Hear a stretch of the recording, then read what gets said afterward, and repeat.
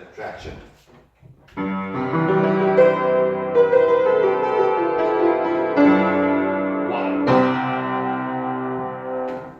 Everything that's written, any piece of music that's written in Do, in C major, begins with the tonic and finishes with the tonic.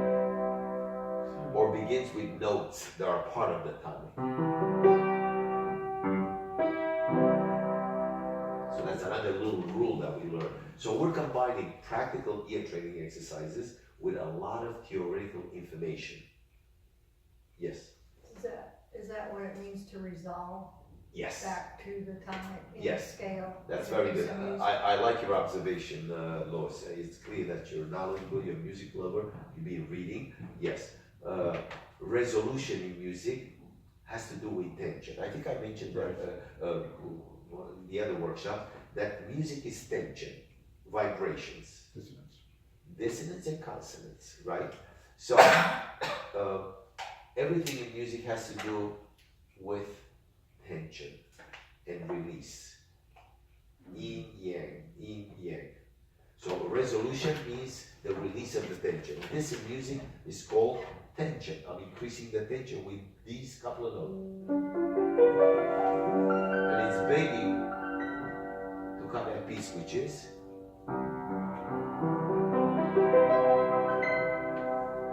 so it's another concept that goes perfectly together with the idea of what's going on with these 7 notes. Why is this children say, well, why do we have to call it tonic? But you understand that when you hear and you have listening experience, where a child that's 5 years old doesn't know much more than probably it's hard. But when you've listened all your life to music, you know that there's build-up with tension and the harmonies and all that. And at the end, everything finishes in and everybody applauds. That's called resolution on the tonic. It might not finish exactly on this note by the soloist, but the total sound is still the tonic. It's the chord, it's the good thing is on the tonic. Even if they finish on this note, which is part of the chord, the combination of the 3 notes that make that. So, let's look at this. Turn the page now. We're still. So, our goal here, as part of the big picture of ear training, which is not only this exercises, and that's what we're going to focus in the second part, after we take a short break in a few minutes. Which page? Pardon me? Page? Page is going to be the combination of 2 sounds called intervals, and we're going to go to page 22. Yes. It's a very exciting class, and the dynamics in our class, as you can all notice here, is very different than when we work with 30 people, which we had a couple of weeks ago, because this is a very intimate lesson where we're able to discuss in detail and kind of work almost one-on-one with each one of you, and I can kind of fluctuate and bring my level of explanation individually to you. But in a very large group setting, 10, 15, 20 or more people, it's very hard because the variety of levels is different, and I have to go in a different way. I cannot, it's almost like looking at a mountain from far away, and I'm just describing the peaks and the general shape of the area. But when you go, or you work with fewer people, it's getting closer and discussing details that you see as you get much closer into the problem. Okay, so we're at now combining again the 7 notes. Now we know what a tonic is, right? The second most important note in the relationship, because music is about relationships, and the people at Chase discovered this wonderful idea that, and they use it in all their advertising. They say relationships are everything. Well, in music, the relationship between the notes is what creates the tension. Remember that every note has a frequency. Well, the frequencies, mathematically speaking, the frequencies between those 7 notes are either very pleasant or consonant, or very unpleasant or dissonant. And these are mathematical facts that we cannot change. A is always going to be A, B B is always gonna be whatever the frequency is for B, but when you put them together and you superimpose them, just like two colors, when you put them together, they might be aesthetically good for the type of abstract painting you're doing, but they're gonna look harsh to the eye. Again, it's frequencies, because colors are also frequencies. In music, when you put certain colors together, and some composers like to use the visual equivalent, and they say, well, it reminds me of a red. And there's a famous Russian composer by the name of Rimsky-Korsakov, who had a medical condition known as kinesthesia. That means when he heard this, he saw color. And to this day, the Russian School of Music Education for young children, they use colors in the early stages to explain to the kids that C, Do is red, Re is yellow. And you notice these toys for kids, are musical instruments, xylophones and boom whackers, they all have colors. But it's inspired by this Russian composer, contemporary of Tchaikovsky, at the end of the 19th century, well, almost at the end, that had this condition. So all his teachings to his students, he would use colors. Well, when you hear this, it looks like to me like red. So he said, oh, Do is red, Re is like yellow, or this and that. Which is a wonderful introduction to music, but as the students become professional musicians, they drop that and they focus on the notes. Okay? But he was a great composer, Rimsky-Korsakov, great Russian composer. So now we spoke about relationships between the notes. So first, in the beginning, we played the scale, the 7 notes. We kind of order them, and we say, well, object 1 is called Do, object 2, 3, 4, 5, 6. It goes in the other. Now we're going to mix the 7 objects, just like combinations of numbers. So if you have 7 numbers, and you can do combinations with those numbers, you can have 1, 2, 1, 3, 1, 4, 1, 5, 1, 6, 1, 7, right? Then you can have 2, 3, 2, 4, 2, 5, 2, 6, 2, 7, and so on, right? Then you can have 1, 3, 2, 4, 3, 5, 6, 6, 1, right? But we use the names of the notes. But basically we're combining numbers. Well, those are the objects. If I were to put here 7 objects, let's say there were 7 pens here, and I would put the pens different colors, I can combine the pens in different combinations, right? So this is the visual equivalent of what we do with objects. If I had 7 cubes, red, blue, orange, pink, purple, whatever, I can say, well, that's red represents 1. The second cube, yellow, represents 3, that's number 2. And then I would combine 1 with 3, 2 and 4, and so on. And now we're doing this with the musical objects. And each of these 2 objects, when you combine them together, become another object. That's a very important concept to remember or to take a note. So when we say using the word interval, it means 2 notes. The 2 objects. Actually, you know what? Oh, you have a couple of colors here. Open that up for me. Yeah. They're gonna have a party, that's what it is. Okay. So, you give me a couple of yours, I'll take this. Yeah, give me anything that's not identical to me. Actually, I think everything. Okay. So, just take them out. So we They're have, not, they're mostly the same color. oh, so, That's a little bit different. yeah, that's exactly what I needed. Perfect. So 1, 2, 3, 4, 5, 6. I need one more, just give me anything. You have that already. Here we go. So now these are your notes, you see that? And now we're gonna do combinations.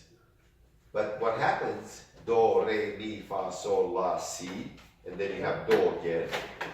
No, that's too much. In music we only use 7. I have a bright blue. Yeah. Alright, so we know that we only have 7, right? Right. That's how I teach the little kids. So we have Do, Re, Mi, Fa, Sol, La, Si, Do. Well, when we combine 2 notes together, interval in music. Any two notes. Well, this one, even these two repeat themselves. This is do here. That's called an octave because it's the eighth note. So 1, 2, 3, 4, 5, 6, 7, 8. It's the eighth note, but it's actually the first note doubling the frequency, right? So every interval, that is two notes, any two notes. This is 1, 2, 3, 4, 5, 6, 7, 1, right? So when I take two notes, it becomes a new sound that's made of these two notes. That new sound is what we call the name of the interval. So if we take the interval now, and we're gonna read to the left, we're on page 22, and we're starting there. It says the minus second interval, which means we're taking the notes, and it tells us where these intervals can be found. It says on steps 3 and 7. We know this is step 1, right, Lois? This is note 1, so it's the first step on the piano, right? This is do, re, mi, fa, sol, la, si, do. What step is this, Masami? 1, because 1 is the most important note. So if this is 1, what is this one? 2, 3, 4, 5, 6, 7, 8. 8, it's the eighth note, but it's actually 1 again, right? So now we're gonna start with the tiniest little interval, and it's called the minus second, which is on step 4 and 5, between step 3 and 4. And if you read there, it says 3, 4, 4, 3.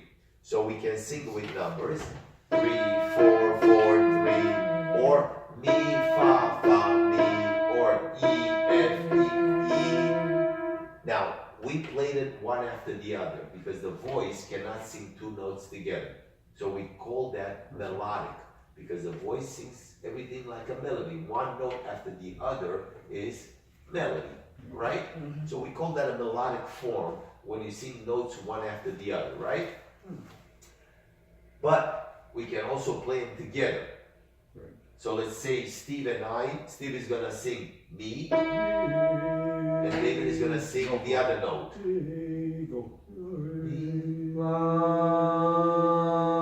It's the equivalent of this. Well, not quite, but... Okay, give me the, you go first, I'll take the second. So I'm gonna play the first one, the third, the me. I'll hit it. Yeah, okay. No, I need the second note. So you play the first note. No, you go first note. Okay. I'll take second. No, You want to hear the beats. but you have to say fa. Okay. So you do the mi, and I'll hit the Okay. fa. Stay with me. Fa. You hear the clash? I'm not quite right on though. Well, we're not perfect, but the idea is this. I know what it needs to sound like. That's different than. On the instrument. That is harmony, by Maybe the I should way. get the viola because we can I can really pitch But on there's that. good harmony and there's not so good sounding harmony. Well, no, it's all good. It's just where it's a function of where you use it. It's the function of the word. Harmony means when notes are together.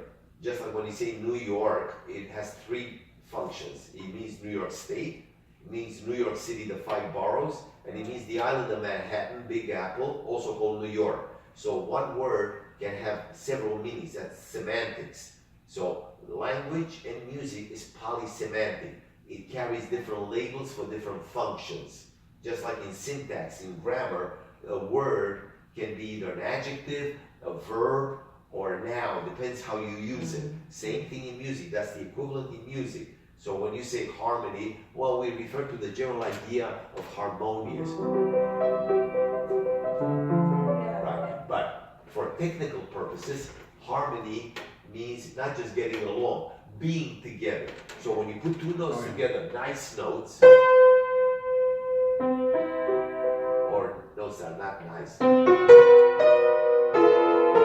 it's still harmony because you're putting notes together. They blend is another critical word. Well, blending, How they the blend. level of blending, but that's the tension. So, any questions about this right now? No. So, now we're doing the smallest interval. So we said that when you combine two notes together, we are getting a new sound by that combination. So two notes together, any two notes, any two notes played together, you and all that, is called an interval. That's the musical, a special word in music that means two notes together or one after the other, right? So when two notes are played together or one after the other, they become a new sound, whether they blend or not. Okay, you might not like it, but it's still called an interval, the harsh one, and we give it names. Oh, you know, What? I could demonstrate this on, because when I play a minor second on the viola, Yeah. you can feel the thing vibrate. Yeah, because at the second pitch, Actually- at the second frequency. I know, it's so close, it's so close, the clash is so powerful that he feels the tension in the instrument when he puts Because what's happening is you got the two frequencies and they're adding, That's right. and it's creating another frequency. You see, he's speaking in mathematical language. Right. I'm an engineer. He's an engineer here in Channel Lake. But that's, I mean, you can look at it on with electrical signals. You can look at it with a Yeah, I oscilloscope, mean, and you can can add go to things together Wikipedia, and see yeah, what's they have going a, on. yes, But 100%. anyway, I'm sorry. But your specialty is electrical engineering. I'm an electrical engineer. Yeah. I look at stuff with oscilloscope. We have a lot of PhDs here down in Ridgecrest at Channel Lake. So, actually, I want to ask you maybe in the second part, because I think everybody needs a Sure. 5-minute break. But the names of these intervals, they need labels, because we have to categorize everything. We could not function in this world if we would say objects for writing, subdivided into ink or pencil. Hi, how is it going with your quilt? Good, I'm done. Good, congratulations. Let's give you a big hand. Nice job. Thank you. Thank you. We'll see you later. Bye-bye. So, we're talking about these objects. So, any two sounds create a new object. So, we need to give it a label. If we don't give it a label, we cannot categorize it, right? We have chairs that are blue, the walls that can be white, black, the ceiling, and all this. So, our minds are structured in breaking things down in order to absorb tremendous amounts of information. Same thing with music, which are objects, right? Everything in music is made of objects, but we don't see them, but we hear them. Just like you see the piano or the things around us, but you don't hear them, they're visual. So we function the same way with sounds, the way we function in the world of the visual. We categorize and we recognize, we play back. So, getting back. So the name of the interval, why do we call this a minor second? First of all, we call it a second. We're going back to page 22 at bar 15, where we're going to sing together. Mi, fa, fa, mi, fa, fa, mi. Now we listen to it. That harsh sound, right? Well, we call it a second because from the first note to the second note, there's only one step. So it's the first step and the second step. So that's why we call it a second, because it's the second note next to the first one. If it was the third note, we call it a third. That's the third note. 1, 2, 3. If I go to the fourth note from this one would be, I would call that a fourth, because it's the fourth note. If I go from here, it's the fifth note. That would be called a fifth. If I go to the next one, would be a sixth. If I go to the next one, would be the seventh note in relationship to the first one, right? And if I go to the eighth note, it's going to be the first note again, double the frequency. The octave, remember? So we use the terminology in reality to describe the distance between the notes. So when we say a second, we hear already it's harsh. But it tells us, in theory, that it's the second note next to the first note.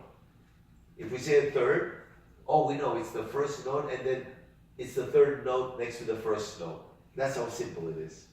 But if nobody ever told you, say, oh my God, what is a fourth and all that? Oh my God, it sounds complicated. How does that sound to you? It works. It works, right?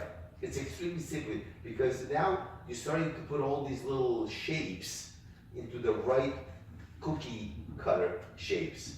You have them on the table, but now somebody said, oh, it has 4 sides. But a child intuitively, even at the age of 1, will quickly understand that the shape with 5 corners goes through trial and error. And we're doing the same thing, but instead of too much error, we're just practicing things that are already there for you. Right? Good. So this interval is called the second, but it's a minor second, because there's a minor second is the very harsh one that we call the ouch. John last time called the ouch. The ouch, ouch, right? And there's one that's a little less ouchy, called the major second. Still harsh, but not as bitter and sour, harsh. So you can hear the higher, the lower frequency, how the other frequency that's being created by the 2 notes being played together. That's right. So Your ear adds it together. it's very interesting. I'm happy that you hear it. Actually, this is a very interesting insight. I don't think I would have brought it up, but now that you mentioned it, Well, when you play it, you can hear it. exactly. But also, you're a PhD in engineering. I'm not a PhD. Well, you're a great engineer. Okay. Those are details that are not. Sure, things. well, thank you for feeling that way. Well, I think you're a brilliant person and a very nice person. But the idea is that when you put 2 things together, just like 2 colors blend together, when you mix them up. Same thing, lights, same light. Exactly. The same thing in sound. Sounds blend together in a harsh way. That's a new sound, because they add up together, just like blue and green. They come together, they create a different color. That's correct, that's a good Analogy. That's a good description, because when they do stage lighting, they have 3 different colors, and how they do the colors, they can create all the colors of the rainbow with those 3 colors. That's right. The And in fundamental the same colors. way, and each one's a different frequency, and they're adding together, That's in right. the same way, same thing happens with the sound. So Except at a lower frequency. does that make sense to all of you now? So from now on, when you hear 2 notes together, you're actually hearing a new sound, but you can also hear underneath the other 2 sounds. Pardon me? That's how Rimsky-Korsakov saw light. Yes. He saw colors. What? That's how he saw colors, because Yes. somehow his eyes I were see that, tuned to a that different. shade of light azure, the that's light blue. I didn't know that about Rimsky. Yeah. Or, right? Or Wagner. How would you describe that in color? I would like to go to it. Yeah. So all these Yeah, things he didn't say that. shape and give life, the artsy part of when you combine music with made of sound. Of course, then you get rhythm, then you get a combination of instruments, and then it becomes a masterpiece if it's written by someone like Brahms, Beethoven, or a great. Pardon me? Brahms, yes. Yes. I love All right. Brahms. So getting back to our thing, the labels for the intervals. Did we all understand that how far the 2 notes are from each other gives the name to the interval? Do you all understand that? So when the first note is the same note, let's say he sings C, I sing C together. Let's try to do a unison. Different sources, right? Different instruments are playing it, but it's called a unison because it's one part. It's the same note. But if you play C, do an octave lower. I can't sing that. Everybody, sing it.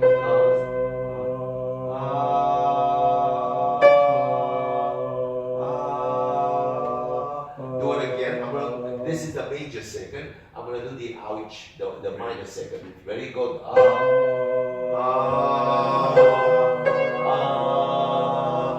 It's a very It's hard to hit. very hard to hit because it's pulling you. It's such Until you have that other frequency in your brain. yes. Then That- you can nail it right on. And that's what we're doing. We're trying to get the frequencies in our brain. That's very well put. With the A first to find Marshalls. Because then you're listening for that and you're tuning your pitch Yeah. to get that frequency. Isn't he amazing? My I've been singing for you. I know. I know I do. So now we understand that we need to have labels. Let's take a 5-minute break, and then we'll go back to this with questions and other things. What do you think? Do you have any comments at this point? Okay, It's a because lot of material. yeah. I appreciate your allowing me to make comments. Oh, please, everybody should jump in and make their own comment. But do you understand At a big picture, let's look at the milestones we traveled today and tell me if you understand, because I'm going to break it down now to big milestones, 3, 4, 5. So, number 1, does everybody understand what the reference point is, the GPS, the analogy with the clarion? Yes. That you have to know what the clarion is, as to you could come out of the hotel, you don't know anything else, and Wasabi says, oh, you want to go to Marshall's? How do we do that? Well, you cross the street, it's right over there. You see it? You hear it? You see it? Oh yeah, I see it. Right? So we all understood that, right? Reference point. We have to remember that vibration, that frequency, right? Through practice. You do this every day for 5 seconds, 10 seconds. It's gonna be in your brain after a week or 2 or 3. And students, You'll memorize the frequency. you remember, it becomes like riding a bicycle. The first time you wobble, somebody helps you, like now. And then it's, oh yeah, la, la. And then you want to find Marshalls. And we know we have 30 different types of store. We have Marshalls, we have Kohl's, we have Macy's, and so on. There's Saks Fifth Avenue. So there's, in music, speaking to the ladies, because ladies are much more expert at shopping and all that. Though there are guys that are very good shoppers and have good taste. But basically, in music, we deal with 12 different notes. So they're basically 12 different stores.